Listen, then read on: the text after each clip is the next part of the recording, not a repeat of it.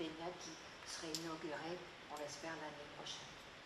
Météo, et donc on sait qu'effectivement dans un certain nombre de configurations météo, lorsqu'il y a des épisodes de pluie importants, en l'occurrence pas tellement importants dans Paris, mais effectivement relativement importants en amont, eh bien on sait que il peut y avoir des endroits sur le réseau d'assainissement en amont de Paris où il peut y avoir des déversements et donc une dégradation ponctuelle de la qualité de l'eau. C'est ce qui s'est passé après les épisodes de pluie de vendredi et d'hier, mais ce qu'on sait aussi, et ça on a pu l'observer pendant les Jeux Olympiques, mais même avant, hein, tout au long de l'été, le fait qu'on récupère généralement en moyenne 48 heures après une qualité d'eau, ça peut être un peu plus rapide, un peu plus lent, mais on récupère une qualité d'eau qui est suffisante pour les standards de la baignade et des compétitions. Et donc c'est typiquement le scénario qu'on a vu pendant les Jeux Olympiques et le scénario évidemment auquel on s'attend pour les Paralympiques. Donc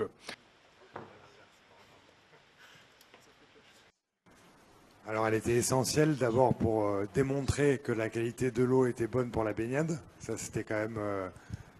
et même si aujourd'hui on voit qu'il y a toujours une défiance et une des interrogations, on est sur, vraiment je le redis, hein, une analyse scientifique de la qualité de l'eau, quoi. C'est pas qui que ce soit où que ce soit qui décide que l'eau est baignable ou pas. On a des données précises qui nous disent si la qualité de l'eau est bonne ou pas. Il fallait pour ça délivrer l'ensemble du plan baignade, hein, dont on a déjà parlé précédemment, et aussi convaincre qu'on pouvait se baigner en toute sécurité, les athlètes pouvant le faire en 2024 et le grand public en 2025.